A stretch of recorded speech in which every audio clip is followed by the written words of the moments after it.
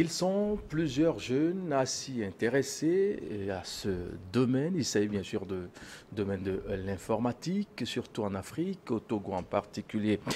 L'invité en plateau de ce jour, son nom, c'est Noé Bissari. Il est spécialisé dans les métiers techniques et informatiques et il travaille plus précisément dans les réseaux, ou bien le réseau informatique et télécom, la fibre optique, les systèmes de sécurité électronique, caméras de surveillance, contrôle d'accès, alarme et intrusion, l'électricité et les énergies solaires photovoltaïques. Avec lui, nous allons essayer de parcourir un peu ce thème, les métiers de l'informatique en Afrique, formation et information, pendant une quarantaine de minutes. Bienvenue à tous, bonjour ou bonsoir à vous tous pour votre fidélité à cette émission.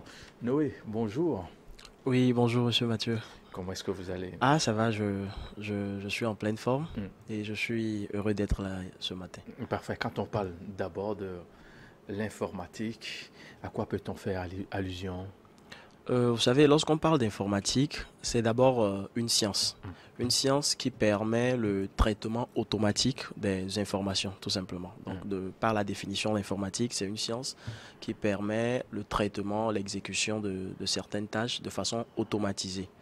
Et aujourd'hui, les métiers ou encore l'informatique nous permet au quotidien de réaliser des tâches, de mieux, en tout cas de faciliter nos activités au quotidien, de Parfait. pouvoir avancer et de pouvoir également avoir des tâches beaucoup plus nombreuses, mais qui vont se faire dans des temps ou des délais un peu plus brefs. Donc en fait, l'informatique nous permet aujourd'hui de, de faciliter notre vie au quotidien en Hmm. fait. Voilà.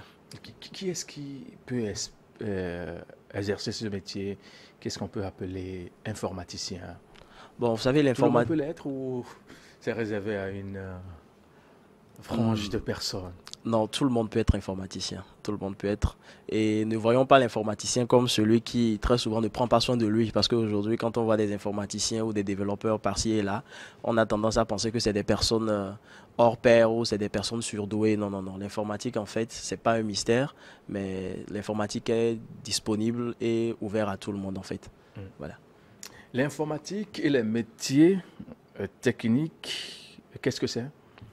L'informatique et les métiers techniques, c'est l'ensemble de ces procédés Mm, qui permettent au quotidien mm, d'accomplir et de réaliser des tâches de façon aisément. mm. Donc, je donne un exemple. C'est d'ailleurs grâce à ces métiers que nous sommes là sur ce plateau, parce Ah que oui. sans ça, je pense qu'on ne serait pas en mesure d'avoir nos écrans par-ci, des ordinateurs par-là et autres. Donc aujourd'hui, l'informatique est au quotidien, ou plutôt est au cœur du quotidien de l'être humain en fait. Mm, Quand vous voyez depuis votre réveil jusqu'à ce que vous embrassez peut-être le chemin de votre boulot, vous utilisez déjà les gadgets informatiques, des outils informatiques, à commencer peut-être par votre téléphone. Et nous sommes tous d'accord que le téléphone au quotidien nous facilite beaucoup, beaucoup de tâches, que ce soit pour des appels téléphoniques, que ce soit pour chatter, que ce soit dans le domaine professionnel, pour par exemple, résoudre des activités ou des problèmes à distance. Et l'informatique est présente dans plusieurs domaines. Ce n'est pas seulement dans le domaine de la médecine, par exemple. mm, Ce n'est pas aussi seulement dans le domaine du transport, dans le domaine des télécommunications, mm. dans le domaine en tout cas, dans notre environnement aujourd'hui, on ne peut se passer de l'informatique. Si on veut vraiment grandir ou évoluer davantage, c'est quasiment obligatoire, en tout cas, d'embrasser ce métier-là et de faire route avec, en fait. On ne peut outrepasser ce domaine, ce point-là. Mais quand on parle bien sûr des métiers dans le secteur de l'informatique, on va toucher quelques-uns pour avoir le cœur net et comment s'y prendre pour y arriver. Par rapport aux différents métiers informatiques, vous savez, le domaine, il est d'abord très vaste. Et vaste dans ce sens où nous pouvons trouver pas mal de domaines. Quand je prends par exemple le domaine du digital, les Mm, community managers par exemple, c'est des personnes qui se servent de l'outil informatique pour avancer au quotidien. Quand je prends par exemple dans le domaine de la médecine, les équipements informatiques, biomédicaux et autres, que ce soit dans les laboratoires, pour les examens et autres, c'est des équipements qui permettent de facilement euh, faire des analyses, de facilement gérer en tout cas les patients afin d'avoir un résultat concret. Donc l'informatique est présente dans différents domaines et ces métiers varient. Ces métiers partent depuis le secteur du développement web, les data science pour les bases de données et autres, Oui. en passant par le réseau proprement dit et les codeurs également. Donc le métier de l'informatique est très vaste et s'adapte à toutes les situations en général. Donc le métier de l'informatique nous permet aujourd'hui d'être... en tout cas, il est présent partout et on ne peut se passer en fait. Alors, vous avez eu à toucher certains points, le community manager ou les codeurs et bien d'autres. Il faut avoir des formations aussi pointues pour y arriver. Bien évidemment. Mais quand vous dites que ce n'est pas un métier aussi, enfin un domaine aussi réservé à une frange de personnes, il y a lieu de se poser cette question-là. Si on n'a pas eu la chance d'aller à cette école-là, on ne peut pas y arriver, non? Non, non, non. Ne voyons pas le fait d'exercer le métier informatique comme un tabou en fait. On n'est pas forcément obligé de suivre une formation scolaire avant d'exercer un métier dans ce sens-là. Vous savez, l'informatique, de par mon expérience, pour être vraiment doué, c'est ce qu'on appelle, ou plutôt il faut être autodidacte. Bien de personnes que moi j'ai connues ont suivi des formations ou ont eu des parcours scolaires dans le domaine informatique, dans différents secteurs, mais ne sont pas forcément aussi doués ou ne sont pas aussi, voilà, n'ont pas aussi forcément la main en termes de pratique. Et aujourd'hui, pour être assez à l'aise et assez aisé, il faut forcément être autodidacte. Et autodidacte dans ce sens où il faut toujours apprendre au quotidien, il faut toujours s'exercer, travailler sur soi-même, parce que à chaque jour suffit sa peine, le dit-on. Et lorsque nous prenons le secteur informatique au jour le jour, même à l'heure là où nous sommes en train de discuter, de nouvelles technologies sont en train de naître et il faut toujours forcément apprendre. Donc même en suivant un parcours scolaire, on ne peut pas obligatoirement aboutir à une certaine fin qui sera normale. Mais, il faut le préciser, c'est quand même important de le rappeler. Donc accompagner des jeunes qui veulent se faire former, les donner la main dans ce sens, pour moi, c'est déjà un grand pas. Et en même temps, quel niveau scolaire à peu près avant de s'y intéresser? Non, le niveau scolaire, je pense que ne compte pas vraiment. Ne compte vraiment pas parce que pour moi, l'informatique, c'est déjà de la maternelle en fait. C'est depuis la maternelle qu'il faut embrasser ce métier. C'est depuis la maternelle qu'il faut commencer à apprendre. Parce qu'aujourd'hui, vous savez, ça fait un peu si mal de voir certaines personnes qui sont à un certain niveau d'études, mais qui ne s'y connaissent vraiment pas sur certains points essentiels de l'informatique. Vraiment, ça fait un peu mal et c'est souvent regrettable. Voilà. Bon. Donc pour moi, l'informatique n'a pas de niveau scolaire, mais lorsque on voudrait vraiment grandir dans ce sens-là, moi je pense qu'il serait préférable de démarrer de bas âge en fait. De bas âge, que ça soit même au cours primaire où il faut apprendre déjà des petites astuces, se familiariser et grandir avec. Voilà. Parfait. Comment l'informatique peut-elle favoriser l'innovation et la croissance économique dans les pays comme les nôtres africains là? Vous savez, j'ai l'habitude de dire que nous sommes très en retard en Afrique. Très en retard dans ce sens où, au quotidien, quand on prend les différentes technologies qui existent ailleurs et qui ne sont pas encore présentes en Afrique, souvent on se dit, mais comment se fait-il que dans notre environnement actuellement, c'est difficile pour certaines personnes d'embrasser ces métiers-là. Vous savez, quand on prend par exemple le domaine de l'agriculture, sur certains points, vous allez remarquer que lorsqu'on veut automatiser l'agriculture, lorsqu'on veut le faire vraiment à de grandes échelles, il faudrait forcément qu'on retrouve certaines méthodes. Et ces méthodes-là devraient être gérées, traitées et suivies. Et ce ne sont pas forcément des êtres humains qui vont gérer. Quand je prends par exemple une machine agricole qui est censée travailler ou bien qui est censé remplacer l'être humain peut-être dans un champ, vous allez remarquer que c'est des données. Et ces données-là sont gérées par un automate. Et cet automate est programmé depuis un ordinateur. Donc c'est forcément l'informatique qui, d'un côté aussi, permet à cette révolution-là. Donc en Afrique aujourd'hui, si nous voulons voir sur le côté évolution, que ce soit dans le domaine de l'industrie, que ce soit dans le domaine de l'agriculture, dans le domaine de la santé, dans le domaine du transport, de l'éducation, etc., l'informatique est au quotidien de l'être humain. Et même dans le domaine de la domotique, la domotique, en fait, c'est cet univers qui prend en compte les appareils de maison, c'est-à-dire commander une maison de sorte à ce qu'on puisse, sur le plan énergétique, être beaucoup plus économiste, c'est-à-dire ouvrir des portes automatiquement, éteindre des lumières automatiquement, par exemple. Tout ça, ce sont des informations qui sont traitées grâce à l'informatique. Et quand on prend cet univers-là, pour vraiment grandir, pour vraiment évoluer, on ne peut vraiment se passer. Surtout dans le domaine industriel, c'est difficile en fait de se passer de l'informatique. Quand on prend les vieilles technologies industrielles qui se faisaient de par le passé, et aujourd'hui, dans nos différentes usines que nous rencontrons, on retrouve toujours des automates qui, n'est-ce pas, sont programmés par la science informatique en fait. Parfait. Aujourd'hui, vous êtes l'un de ces jeunes-là qui fait la fierté du Togo, surtout dans la sous-région ouest africaine. J'ai eu à lire certaines informations, celles-là, glanées avant de vous recevoir sur ce plateau quand vous étiez entre-temps au Bénin, au Burkina et bien d'autres. Vous étiez pour faire quoi concrètement? Bon, vous savez, j'ai l'habitude de dire que, d'abord, nous, jeunes que nous sommes pleins d'énergie et de potentiel d'ailleurs. Nous sommes ceux-là qui, normalement, sont censés apporter de nouvelles solutions, apporter de nouvelles idées dans la vie au quotidien. Et au cours de mes différents voyages, c'est des voyages qui partaient, n'est-ce pas, dans des rencontres entre jeunes sur des thématiques.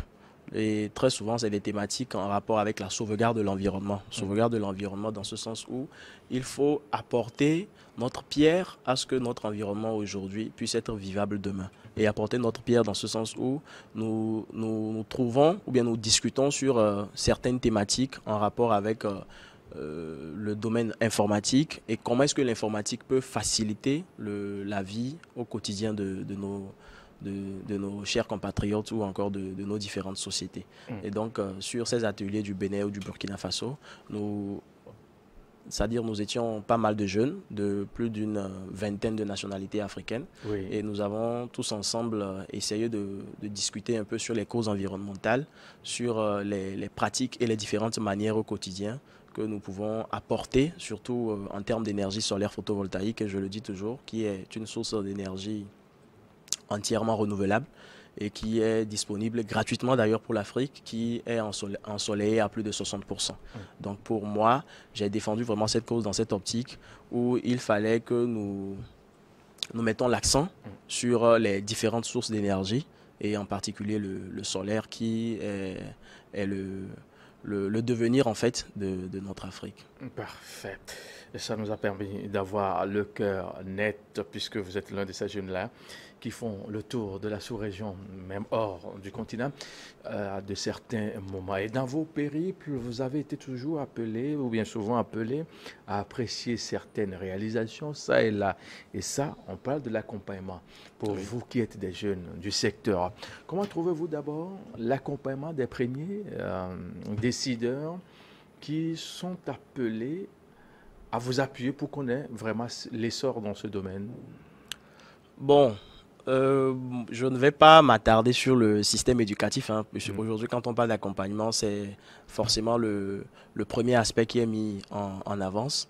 Mais moi, je dis quelque chose, c'est que notre éducation va un peu mal. Un peu mal dans ce sens où les jeunes, en tout cas, sont préparés pour des trucs assez théoriques. Et ça fait souvent mal de rencontrer des personnes avec des titres assez intéressants, mais qui ne maîtrisent vraiment pas sur le point pratique, qui n'ont pas vraiment de compétences. Des gens avec des titres ronflants. Oui, des titres, voilà, mais côté pratique, c'est pas trop ça. Alors que, on ne le retrouve pas. Alors que pour moi, le point essentiel, c'est de pouvoir maîtriser du doigt, en fait, ce que nous faisons.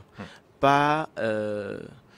c'est vrai que l'aspect théorique est quand même important pour comprendre la pratique, mais il ne faut pas se limiter seulement à la théorie. Il faut aussi de temps en temps mettre un accent particulier sur la pratique afin que ces personnes-là qui se font former ou se font accompagner, au bout ou bien à la fin de leur accompagnement, qu'ils se retrouvent vraiment en état et surtout dans la possibilité de vraiment exercer leur métier.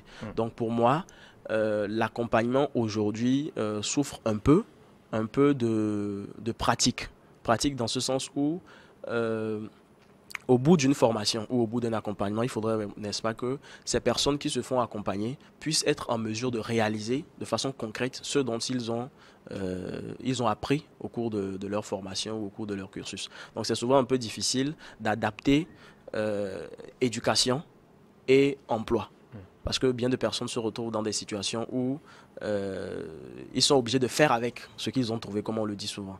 Et quand c'est comme ça, surtout si ce n'est pas un métier pratique, ce n'est pas un métier assez artisanal, ça dérange un peu et ce n'est pas aussi bien. Donc pour moi, notre accompagnement, en tout cas en Afrique, souffre de pas mal de points, mais ces points sont beaucoup plus sur l'aspect pratique de ces domaines d'art. Nous allons parler du financement du secteur en soi. Comment est-ce que ça se présente aujourd'hui quand on sait que plusieurs pays, et le nôtre, le Togo, travaillent d'arrache-pied pour vous accompagner dans ce sens-là. On sait aujourd'hui que l'importation, bien sûr, de tout ce qui est informatique, est exonéré de toute taxe, si je ne me trompe. Avec le temps de Covid, on a vu un peu les mécanismes mis en place par le gouvernement, avec le commissaire général de l'OTR, Tchodier, qui a eu à communiquer autour de ça, avec le ministre en charge de l'économie et des finances.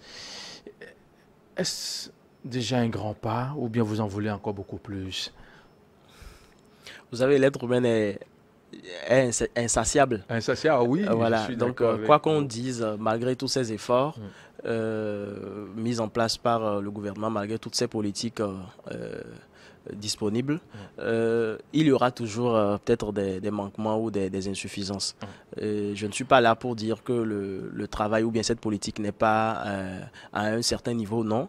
Je dirais que c'est d'abord des efforts qu'il faut apprécier et en même temps, le principal actif ou bien le principal élément essentiel de cette chaîne-là serait nous les jeunes. Les jeunes, nous ne sommes pas forcément obligés d'attendre que le gouvernement fasse X ou Y. Et en matière de financement, je pense que il y a de l'évolution parce que si nous prenons peut-être 10 ans en arrière, toute cette technologie qui était présente, toute cette paperasse qui tournait autour de ces secteurs-là ont carrément changé. Et si nous prenons le Togo dans la sous-région, en tout cas ouest africaine, le Bénin, par exemple, à côté ici, ne peut pas vraiment s'égaler en termes de technologie au Togo. Plus que nous avons discuté un peu avec des personnes là-bas, on s'est rendu compte que vraiment nous avons pas mal d'évolution, en tout cas sur ce plan-là, ici au Togo. Et c'est une fierté que nous devons vraiment partager, c'est une fierté que nous devons vraiment porter. Mais en même temps, je dirais que la route est encore longue et le meilleur, c'est à venir. Mais... Il y a des startups qui se créent au jour le jour. Oui. De quoi discutez-vous? Quels sont souvent vos sujets quand on sait qu'il y a des jeunes qui s'intéressent bien sûr à ce domaine, création d'emplois, mettre les jeunes au travail, mais ça dandine toujours. Oui, vous savez, certes, il y a des startups qui naissent, il y a des accompagnements qui se font, il y a des avantages qui leur sont souvent offerts pour faciliter vraiment leur évolution et leur croissance. Mais en même temps, c'est souvent difficile pour certaines personnes, peut-être qui se retrouvent par manque d'informations, voilà, qui se retrouvent complètement isolés dans un certain sens, de pouvoir également évoluer. Mais quand même, ces jeunes-là qui s'y donnent, qui mettent de l'énergie, forcément se retrouvent à révolutionner un peu en fait ce secteur-là. Et la plupart des startups, je ne vais pas citer des noms, mais nous avons également vu des startups grandir au cours de peut-être ces 5 dernières années. Et pas mal de startups ont apporté des changements, ont apporté des solutions vraiment concrètes par rapport à certains besoins, que ce soit dans le domaine du transport surtout, que nous remarquons cela, dans le domaine de l'éducation également, ou dans le domaine agricole. Donc ces startups naissent, grandissent, pour certaines personnes qui sont bien accompagnées, arrivent vraiment à éclore, se démarquer d'un certain lot. Et en même temps, c'est aussi une fierté pour ces accompagnateurs-là, c'est une fierté aussi pour notre nation. Des difficultés, il y en aura et il y en a toujours. Et quelles sont ces grandes difficultés auxquelles vous vous êtes fait face dans l'exécution de votre boulot, dans votre parcours? Quelles sont ces difficultés-là qui vous entravent aussi pour y arriver? Bon, la plus grande difficulté pour moi aujourd'hui, c'est que euh, bien de personnes n'ont pas encore pris conscience que l'univers de l'informatique est un univers d'avenir.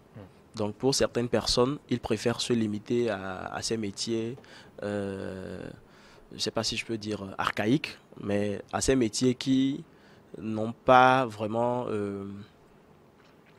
un rapport avec l'informatique. Donc d'autres personnes préfèrent se donner à d'autres métiers alors que l'informatique aujourd'hui, c'est le devenir de demain en fait. Donc Est-ce que c'est pas une question d'orientation? Oui, c'est une question d'orientation. Orientation dans ce sens où je disais que l'informatique, normalement, c'est depuis la base. Parce que, vous voyez, quelqu'un qui se retrouve peut-être avec une licence, mais qui n'a jamais vraiment côtoyé un ordinateur simple. Donc, vous voyez que c'est compliqué pour cette personne de venir lui faire comprendre que non, en fait, quand on parle de télécommunication, il y a une antenne X qui fonctionne avec une antenne Y, par exemple. Ouais. Souvent, c'est difficile parce que l'orientation a manqué dès le départ. Et ce qui fait que ces personnes arrivent avec une mentalité un peu fermée, ou trouvent l'informatique comme étant un mystère. Voilà, non, je ne peux pas faire, je pense que je n'ai pas, voilà. Donc, c'est souvent pas bien. Et le principal défi que nous nous relevons au quotidien, c'est de faire comprendre à ces personnes autour de nous que non, l'informatique, en fait, c'est disponible et facilement accessible à tout le monde. Et il faudrait d'ailleurs s'y donner parce que d'ici 10 ans ou 15 ans, l'illettré ne sera pas celui qui ne sait pas lire, mais celui qui ne maîtrise pas l'outil informatique, comme le dit-on souvent. Donc, pour moi, le principal défi aujourd'hui serait de faire un changement de mentalité, en fait, pour que bien de personnes comprennent, en fait, que non, l'informatique est ouverte et important d'ailleurs pour toute personne qui désire vraiment grandir. Parfait. Alors, quel est donc l'impact des programmes d'éducation technologique sur l'autonomisation des jeunes en Afrique? Pour moi, cet impact, il est positif. Positif dans ce sens où bien de personnes, en tout cas jeunes, ont su trouver un emploi, ont su trouver des solutions grâce au métier informatique.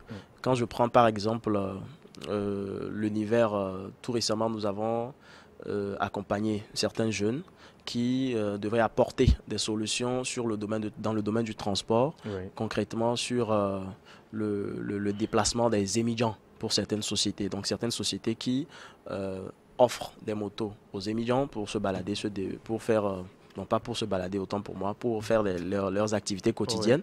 Ces solutions-là ont été apportées par des jeunes et ont permis à ce que les propriétaires de ces motos puissent suivre depuis une plateforme le circuit journalier. Si le gars a travaillé voilà, s'il a travaillé ou pas, il ne va pas revenir le soir et dire qu'il n'a rien fait dans la journée. Et même s'il n'est pas en règle côté finance, on peut également le couper la moto à distance. Donc il y a beaucoup de choses qui se font également. Est-ce que ça marche, ça là? Parce que j'ai eu à entendre qu'on peut en refaire ça, même si on coupe ça à distance.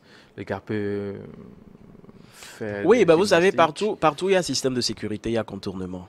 Partout où il y a un système pour protéger ou sécuriser, il y a toujours un contournement. Donc forcément, nous pouvons protéger de la manière la plus élevée possible, mais une personne également avec des connaissances dans ce sens et mal intentionnée surtout, peut forcément trouver la faille et en faire un mauvais usage. Donc pour moi, ces éléments sont sécurisés, mais sécurisés dans ce sens où il faudrait vraiment avoir un suivi régulier parce que il ne s'agit pas ici de laisser un système, ne pas le surveiller et plus tard se rendre compte qu'en fait qu'il a été euh, voilà, soumis ou bien qu'un intrus a pris aussi le contrôle. Mm. Donc pour moi, lorsqu'on va parler de sécurité ici, je dirais plutôt que c'est des comportements qu'il faut avoir depuis l'utilisateur jusqu'au concepteur. C'est des comportements qu'il faut avoir au quotidien afin de pouvoir sécuriser ces systèmes-là. Et ces jeunes-là qui travaillent sur ce genre d'application ou logiciel,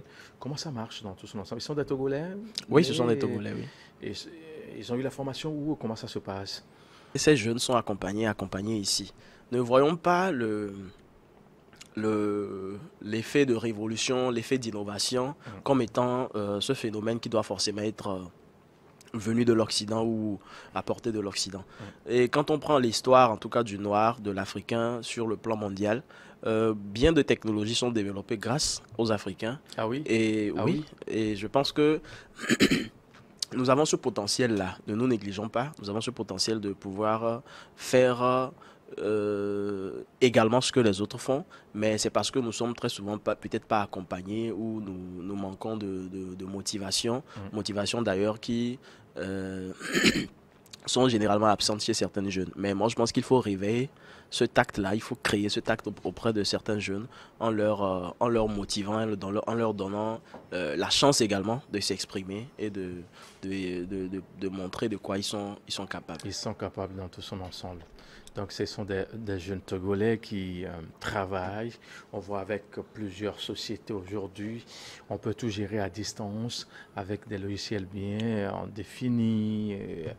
Même depuis l'Europe, on peut contrôler sa maison à distance. Tout à fait.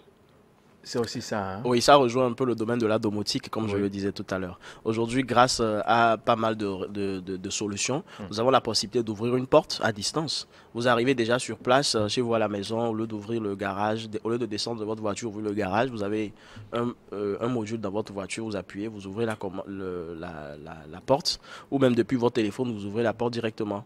Que ce soit des systèmes de vidéosurveillance, que ce soit des contrôles d'accès, des systèmes d'alarme.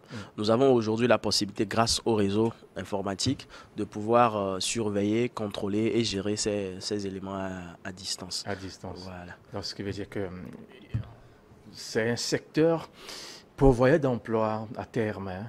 Bien évidemment, c'est un secteur pourvoyeur d'emploi, c'est un secteur qui a de l'avenir, c'est un secteur qui ne cessera de grandir et c'est un secteur au sein duquel on trouvera toujours de l'innovation puisque ce secteur se permet de propulser en fait les autres secteurs tels que la médecine, le transport, la construction, le génie civil, etc.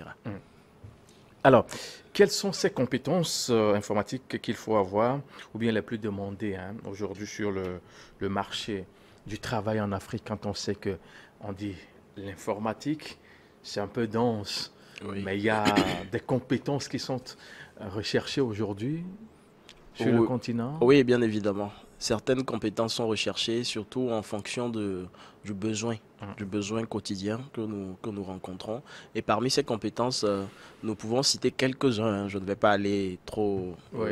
dans le vif du sujet, mais parmi ces compétences, on peut citer le domaine du réseau d'abord, le réseau télécom, puisqu'aujourd'hui, au quotidien, nous ne cessons de grandir en termes de communication, nous ne cessons de communiquer en tout cas au quotidien, et c'est important que ce domaine-là se voit grandir. Donc, une spécialité intéressante ou recherchée en informatique, c'est le réseau. Et à part le réseau, on peut également citer la spécialité du génie logiciel. Donc le génie logiciel où il faudra faire des programmations de certains équipements, il faudra créer des codes qui vont permettre de gérer certains dispositifs. Et pour finir avec le domaine de la sécurité, du système de sécurité, sécurité, oui. voilà, parce que qui dit données parle forcément de sécurité, voilà. On peut également ajouter le domaine du data center, parce qu'aujourd'hui nous voyons pas mal de personnes avec des données qu'il faut protéger et qu'il faut également savoir conserver, surtout parce que il y a de C'est un point cela. aussi essentiel, hein, Oui, c'est un point le très data essentiel. center aujourd'hui Oui, le dans data les center. structures. On se demande si les gens s'y connaissent, s'ils maîtrisent vraiment le domaine. Est-ce que vous formez aussi dans ce sens-là ou bien vous avez eu à collaborer avec des gens qui s'y connaissent, qui peuvent vraiment proposer des services aux gens ici au Togo? On a vu le gouvernement qui a mis en place le e-Gouv qui aujourd'hui essaie d'alléger plus ou moins la tâche aux uns aux autres pour pouvoir voir certaines documentation au niveau de certains ministères, oui, dans tout son ensemble. On a vu qu'on est en train de propulser. Mais est-ce qu'il y a des gens qui s'y connaissent, qui peuvent bien faire le job? Oui, il y a des gens qui s'y connaissent. Et comme je le dis, ceux qui le font sont forcément des personnes qui ont été accompagnées. Ce pas des personnes qui sont nées avec.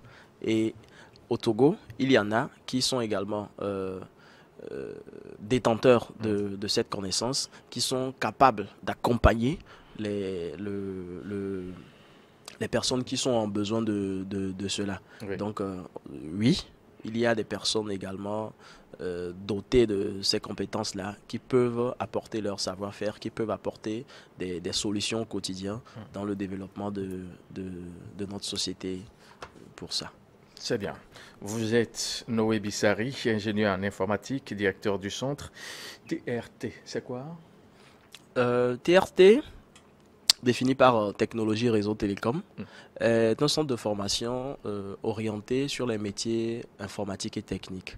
Donc, nos activités vont beaucoup plus dans le sens de l'accompagnement. Accompagnement, n'est-ce pas, des jeunes qui désirent grandir dans le domaine informatique, qui désirent évoluer ou encore faire carrière dans ces domaines-là. Et pour ces jeunes, leur apportons des solutions concrètes face aux défis qu'ils vont rencontrer dans leur quotidien. Donc nous leur accompagnons de façon pratique à ce qu'ils puissent maîtriser ces domaines-là et être compétitifs sur le marché de l'emploi. Maintenant, pour les sociétés, nous analysons leurs défis, nous essayons de comprendre un peu leurs différents besoins et nous apportons des solutions concrètes à leurs différentes difficultés. Donc, c'est-à-dire que pour des structures, par exemple, nous installons des systèmes qui leur permettent de contrôler les ressources humaines, où nous avons la possibilité de connaître les heures d'arrivée des employés, les heures de départ, les heures de pause, les absences, etc. Surtout pour certaines structures où l'effectif est vraiment élevé. Et quand c'est comme ça, ça permet d'accroître un peu la productivité de la structure.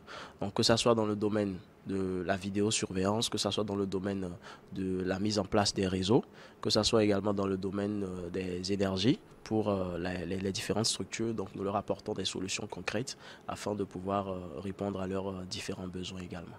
Donc TRT est ce centre-là qui accompagne les jeunes d'un côté et de l'autre côté qui également trouve des moyens pour élever les défis de certaines structures partenaires. Et notre centre se situe à Lomé et également à Kara et pourquoi pas très bientôt dans la sous-région ouest africaine également. Parfait. Vous avez dit accompagnement des jeunes. En quoi consiste réellement cet accompagnement-là? L'accompagnement de TRT part d'abord en premier lieu sur une orientation. Donc pour ces jeunes passionnés, d'abord nous trouvons une certaine orientation pour leur permettre de comprendre ce dont il est question et de voir quel domaine ou quel secteur d'activité leur serait beaucoup plus aisé. Et au-delà de ça, nous les accompagnons de façon théorique pour des formations et en même temps pratique dans ce sens où au-delà des formations théoriques, nous avons des ateliers pratiques que nous réalisons. Nous avons des visites de sites et de chantiers, etc.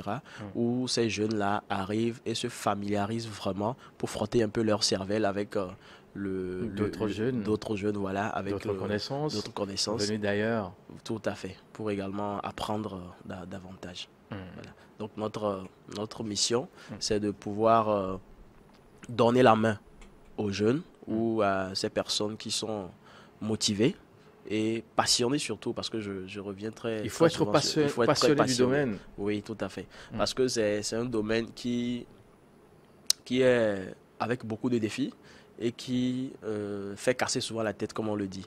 Donc, il faudrait vraiment être passionné. Et lorsqu'on a cette passion-là, rien, aucun obstacle ne pourra vraiment empêcher d'atteindre une certaine réalisation ou de relever un certain défi.